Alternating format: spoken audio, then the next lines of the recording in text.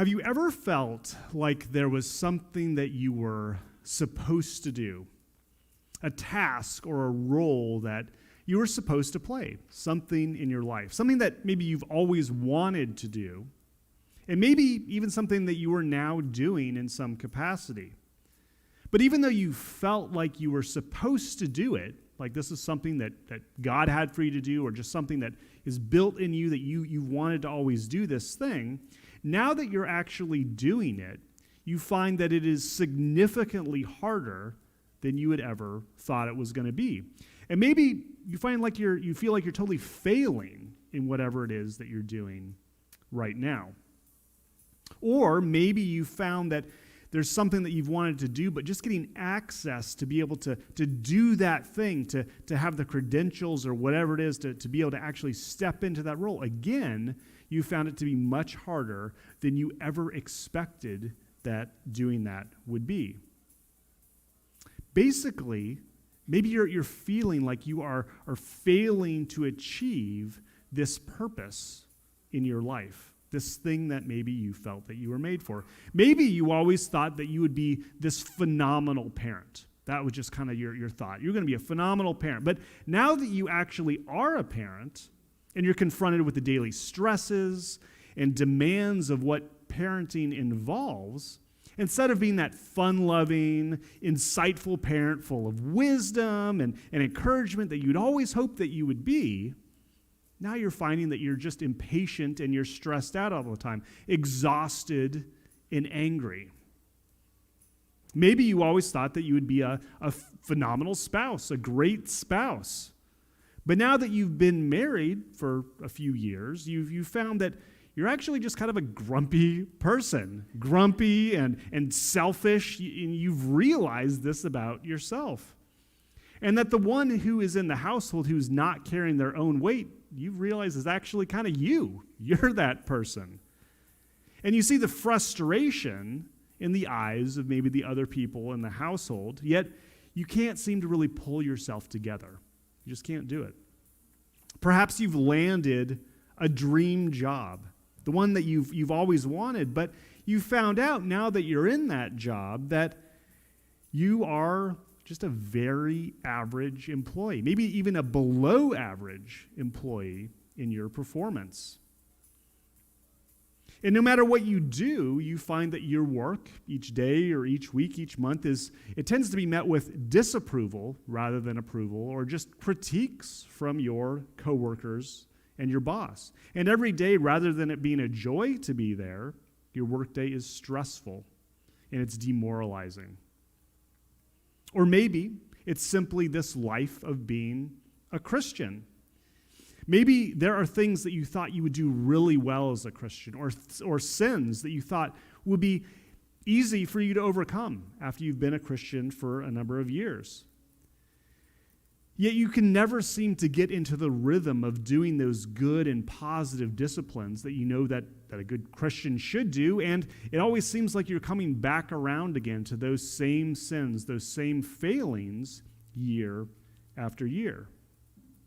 And you fail, and you fail, and you fail, and it seems like it's slowly grinding you down over time. Well, this morning, we're going to be continuing in our series in the book of Exodus. And last week, we talked about how Pharaoh in Egypt, his goal basically was to reduce the population of the Israelites. First, his first way of doing this was by giving them very hard labor. Basically, labor that was so difficult as they were enslaved that in and of itself would actually reduce their population. But that ultimately failed. And so the second thing that he sought to do was actually to bring in the midwives. And basically, he tasked the midwives with basically snuffing out the baby boys right when they were born in an attempt to basically eliminate this next generation of baby boys. But again, even though that's what he tried to do, he failed in this task. It didn't work. The midwives did not comply. And last week, we didn't actually read this, but Pharaoh went on to his third task, the third thing that he wanted to do to try and reduce the Israelite population. And it says this in Exodus 1:22, and I would encourage you to get out your Bibles this morning to kind of follow along with some of this scripture. But in Exodus 1:22, it says this, "Then Pharaoh gave this order to all his people, 'Throw every newborn Hebrew boy into the Nile River, but you may let the girls live.'" And Pharaoh actually gave this out as a general order to everybody. It wasn't just to his military. It wasn't just to his own officials. This was a general order to the entire population. That basically they were the ones responsible to make sure that no baby boys among the Hebrews, among the Israelites, actually lived. And I'm sure that you can imagine that this was making a very additionally stressful life for the people of Israel. I mean, of course, it was stressful as it was, being enslaved, being subjected to this hard labor. But now they were being put into this position where they basically had to bring their newborn babies into hiding. They had to bring them into hiding, never knowing who or when somebody might make an attempt to kill their child or turn them into the authorities or something like that. I mean, it could be their neighbor. It could just be a passing Egyptian. They never knew.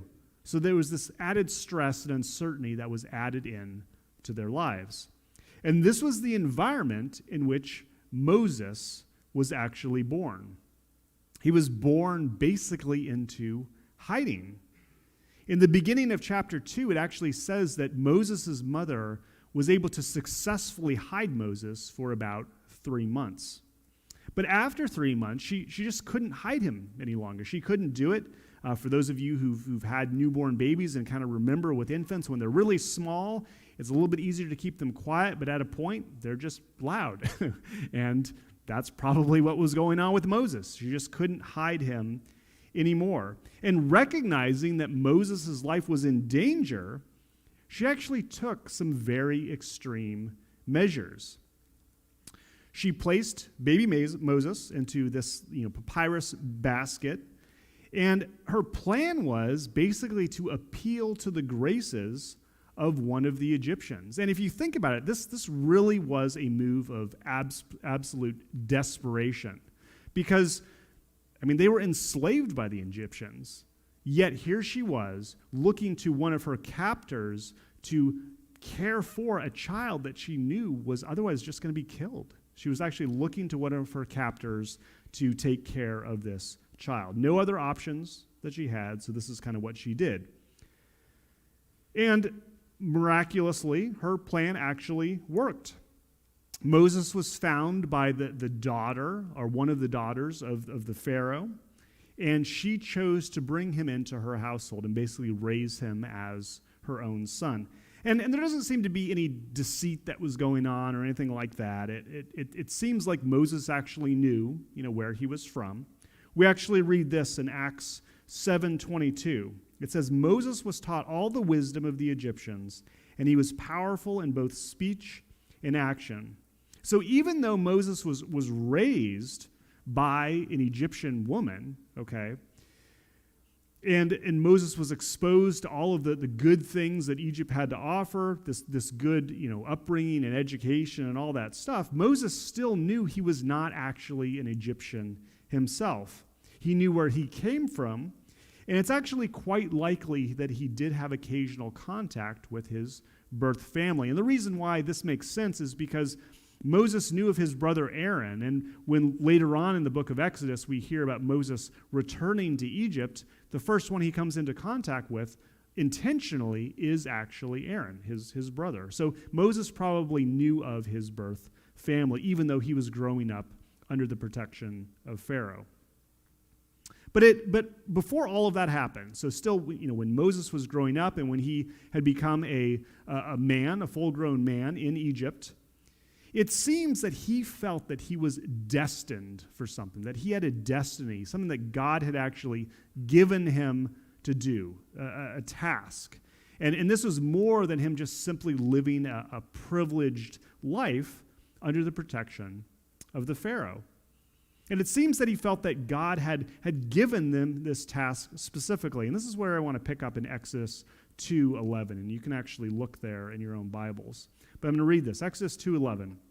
It says, "Many years later, when Moses had grown up, he went out to visit his own people, the Hebrews, and he saw how hard they were forced to work. During his visit, he saw an Egyptian beating one of his fellow Hebrews. After looking in all directions to make sure no one was watching, Moses killed the Egyptian and hid the body in the sand. And in Acts 7, we actually read a commentary about this. It says this in Acts 7, 23 through 25. One day, when Moses was 40 years old, he decided to visit his relatives, the people of Israel. He saw an Egyptian mistreating an Israelite. So Moses came to the man's defense and avenged him, killing the Egyptian. And this is the part I want you to pay attention to here in verse 25. Moses assumed his fellow Israelites would realize that God had sent him to rescue them, but they didn't. So at this point in Moses' life, he actually saw himself as God's appointed savior of Israel. He saw it. That's what he felt that God would actually had for him in his life. And so he killed one of the Egyptians, in order to protect his own people. And he probably felt that was a great way to demonstrate his allegiance to Israel and his rejection of Egypt. He probably felt like through this action, he was showing the power of his leadership and of his authority and the things that he actually had. Yet, the Israelites didn't seem to see him that way at all. And in Acts 2:26, we read this. The next day he visited them again and saw two men of Israel fighting. He tried to be a peacemaker. Men, he said, you are brothers. Why are you fighting each other? But the man in the wrong pushed Moses aside. Who made you a ruler and judge over us? He asked. Are you going to kill me as you killed the Egyptian yesterday? So Moses tried to be this leader that he felt that he was, that God had actually given him this role. That's what he tried to be. Yet, he was flatly rejected by his own people, the people that he was hoping would follow him. What right did he have to meddle in their affairs and to suggest he had any sort of authority over them at all? That was just the question that they were asking him. And basically, this was a total failure on Moses' part. And being a man who was, well-educated, who seemed to have either natural or even was a trained leader, again, all these privileges of Egypt, he may have felt like stepping into a leadership position over his people would have been a very natural and maybe even an easy process for him. That his people would have, quickly fallen in line and they would have that would have been an easy process. He may very well have felt this way. That they would be excited about having this person who is willing to take this sort of leadership role. But obviously that wasn't the case. That was not what happened with Moses at all. Moses simply wasn't ready. That's really what the problem was here. And even though he was destined, as we will read soon, he was destined to be this great leader in Israel, Moses was not yet ready to be that leader. He was not ready for a key reason that we're going to get to in just a few minutes. But now, with his failure, this total failure in his attempt to do this and his attempt to be a leader, and with Pharaoh intent on killing him for what he had done, in Acts 7:29 we read, when Moses heard that, he fled the country and lived as a foreigner in the land of Midian, where his two sons were born. So Moses fled to Midian, and Midian was well outside of Egyptian control. It was a land where he actually met his wife, he met his father-in-law, and both of them were, really that whole family, they were all worshipers of the one true God, the worshipers of the God of his own people, of the people of Israel. And there, God had him stay for another 40 years before speaking to him from the burning bush. And I just want to read a short snippet of that story from Exodus 3. Exodus 3:1. One day Moses was tending the flock of his father-in-law, Jethro, the priest of Midian. He led the flock far into the wilderness and came to Sinai, the mountain of God. There the angel of the Lord appeared to him in a blazing fire from the middle of a bush. Moses stared in amazement. Though the bush was engulfed in flames, it didn't burn up. This is amazing, Moses said to himself. Why isn't that bush burning up? I must go see it. And when Moses saw this amazing sight, God actually spoke to him from within this burning bush. And it's at this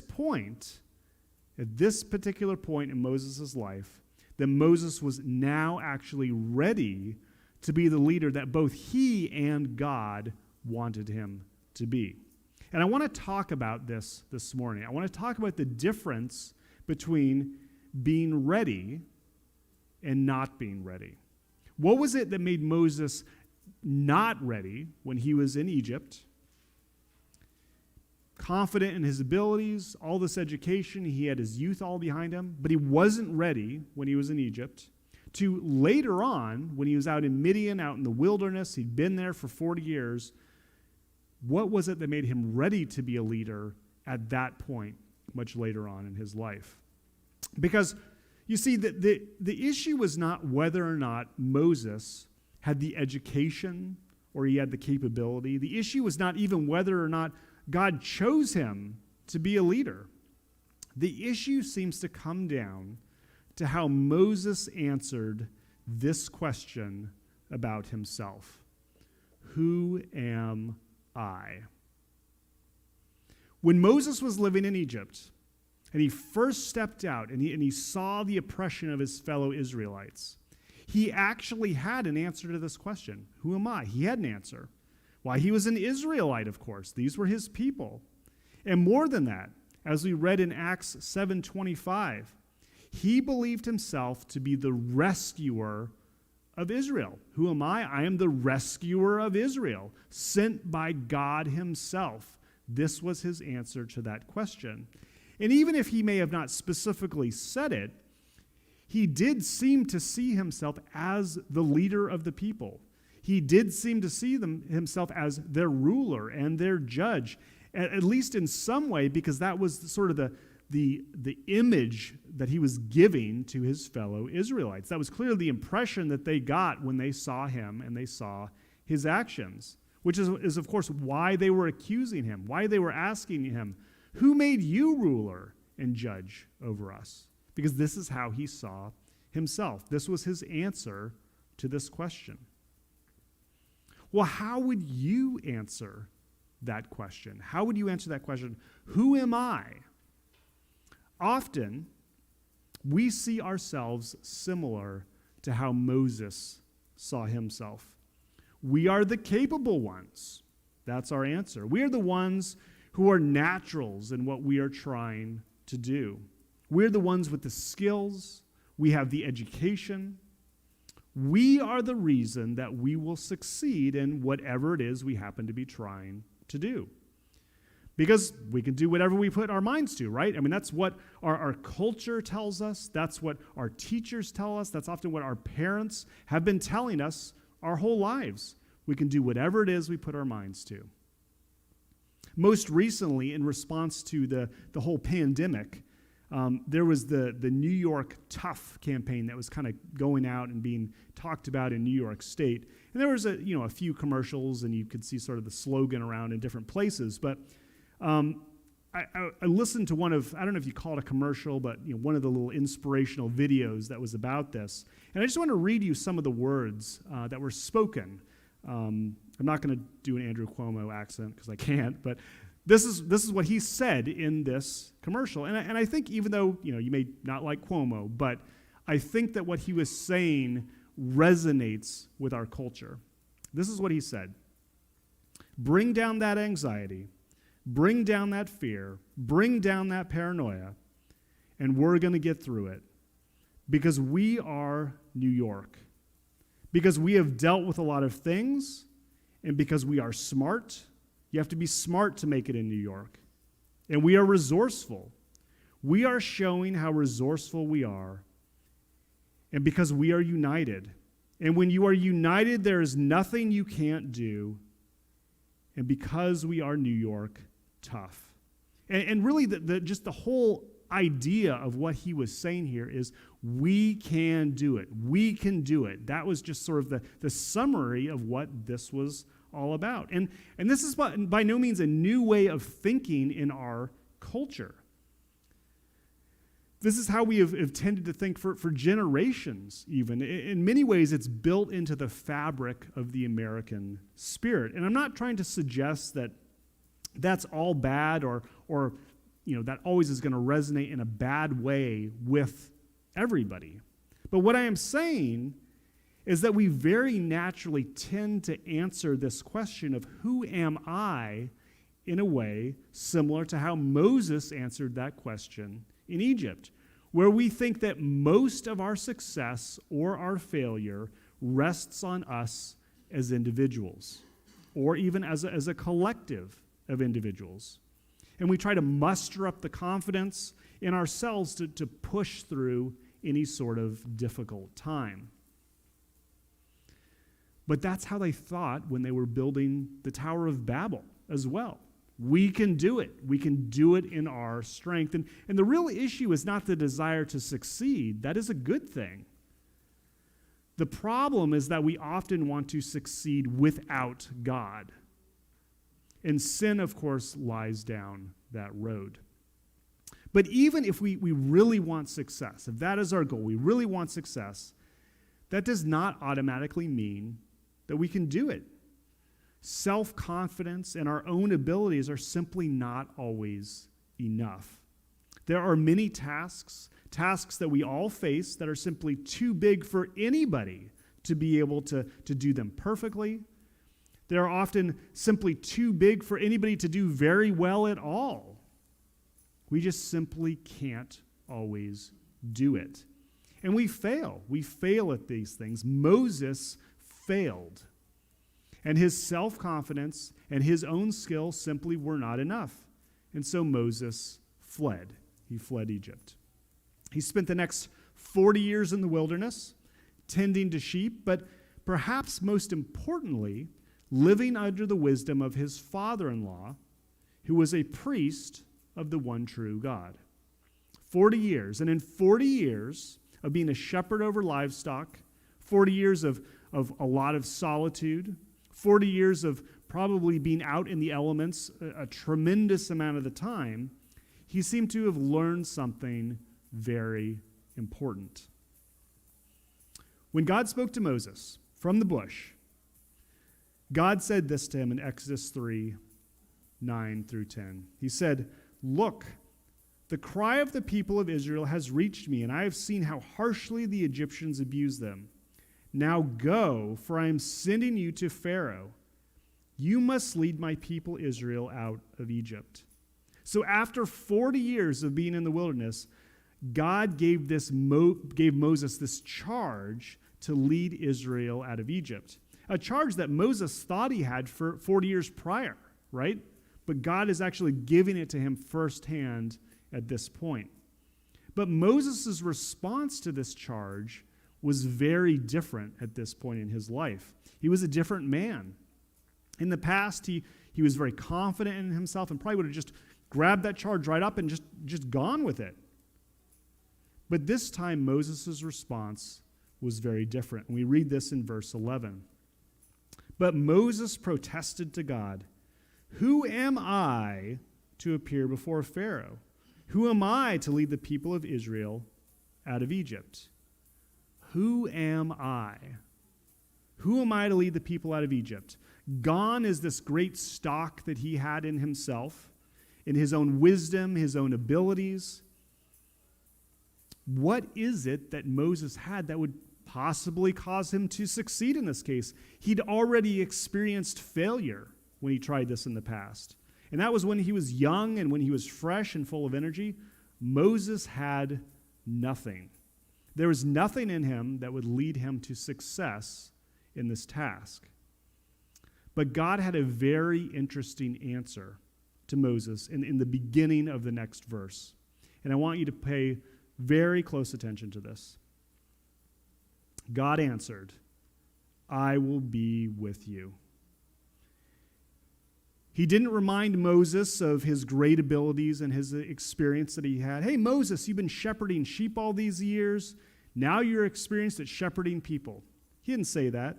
He didn't say, hey, Moses, you know how to talk and you know how to walk like an Egyptian and do all this stuff, so you're the perfect person to talk to Pharaoh. And on Israel's behalf, you're perfect for it. He didn't say that. He didn't say, hey, Moses, you're the most qualified person to do this job. He didn't say that either. There was none of that. God gave 0 credentials in response to Moses' question. He didn't try and prop him up or puff him up in any way. There was no encouragement for Moses in any of Moses' abilities at all. Rather, when Moses asked, who am I? God's answer was, I will be with you. That was it. I will be with you. And after that, God basically just went along and gave Moses instructions on how to follow the task, to accomplish the mission. But if you think about what God said for just a moment, there's nothing greater that he really could have said. Nothing greater that would have been more encouraging to Moses. Who is Moses to deliver these people?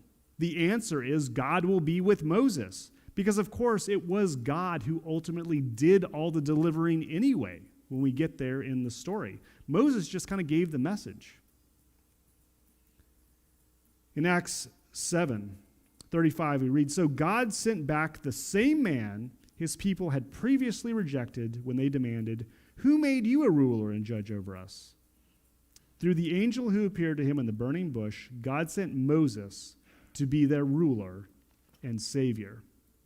And now, with the same goal and same title that Moses had previously assumed about himself, God didn't change any of that stuff. It was all still the same. Same goal, same hopes, same purpose, same expectations.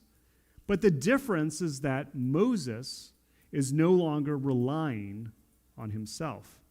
He's no longer confident in himself at all. He actually had very little confidence in himself. And if you read much of chapter 3 and 4 in the book of Exodus, that's Moses showing how little confidence he really had in himself and even in God in many cases. Because that's really what he had to do. He had to rest his entire confidence on God. And that's not necessarily easy, but Moses did ultimately grow in his confidence in God. And he grew to the point that after Israel was actually delivered out of Egypt, and this is towards the end of the book of Exodus, but after Israel was actually delivered out of Egypt, Moses said this to God. This is how his confidence had changed. Exodus 33:16. How will anyone know that you look favorably on me and on your people, if you don't go with us? For your presence among us sets your people and me apart from all other people on earth. So Moses went from being in Egypt and having confidence in himself and failing miserably in that. He went there. He was basically relying on himself for success. He went from there to fleeing to Midian.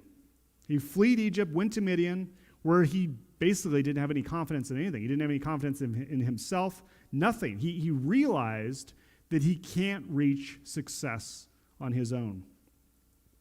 And then finally, eventually, down the road, after Israel was rescued out of Egypt, he arrived at a place where if there was anything good about him, it was entirely because God was with him. And he relied on God alone for success. And what I want to suggest this morning to all of us is that we need to move along in this sort of progression of thinking about our own lives. There are things that we are failing in, maybe things that we're not doing well in.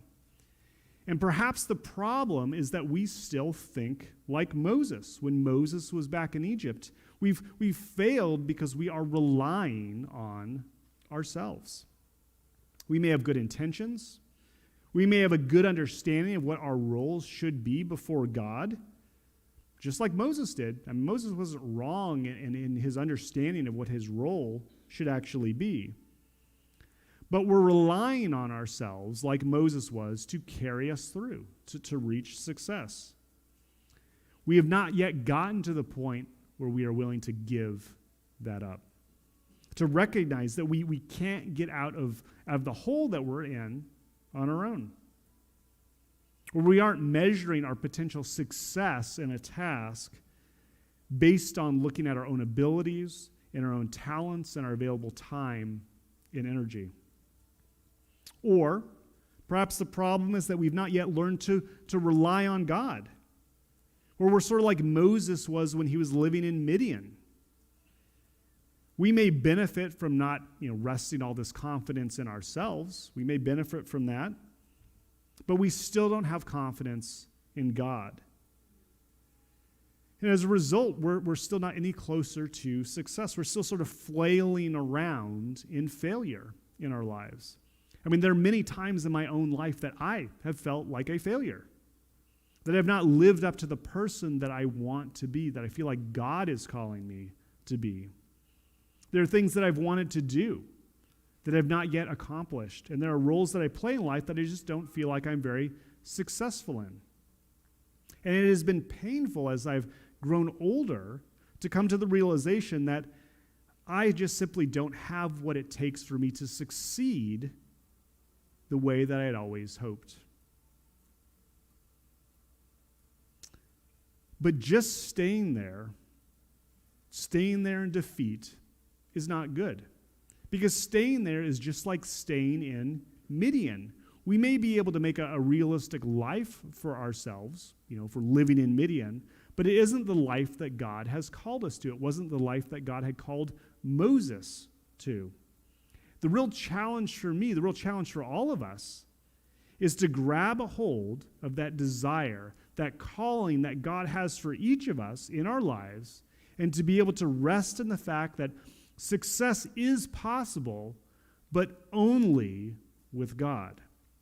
Not to just, pick ourselves back up again in our own strength and try to give it one more tired try, but to actually completely turn the challenges over that we face to God.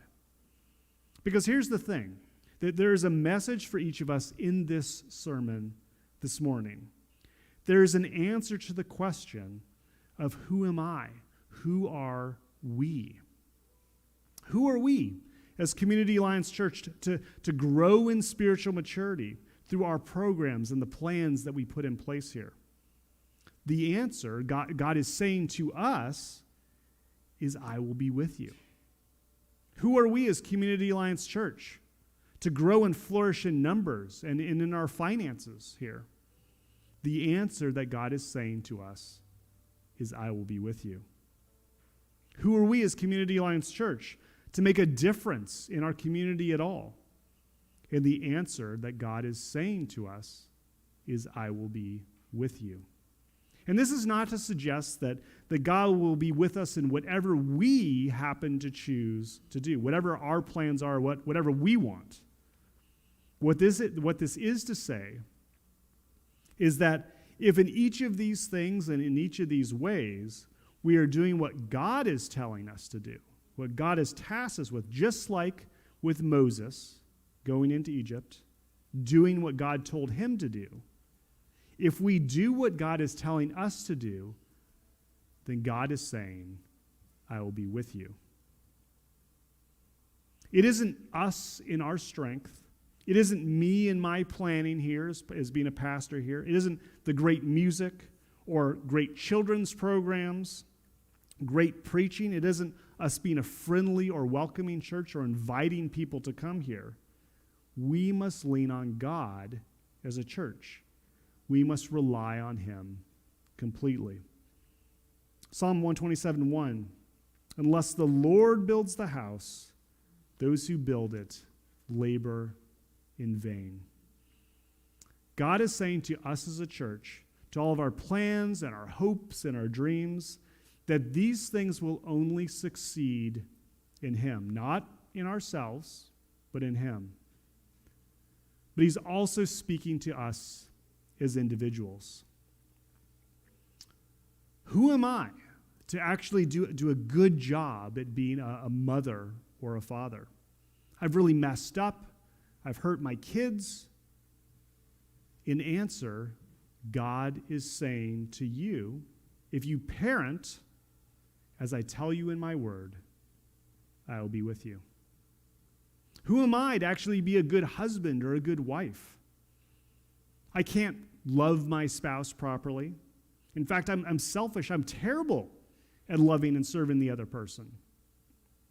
In answer, God is saying to you, if you love your spouse, as he tells you in his word, he is saying, I will be with you. Who am I to succeed in my career? I'm mediocre, I'm untrustworthy, I'm inadequate. In answer, God is saying to you, if you work like I call you to in my word, I will be with you. Who am I to make it as a Christian? I'm immature. I can't establish good spiritual disciplines in my life. I'm always failing and falling back into sin. In answer, God is saying to you, if you lean on me in my strength, I will be with you. If we just rely on ourselves, we will face defeat. If we don't rely on anything, we will never achieve success.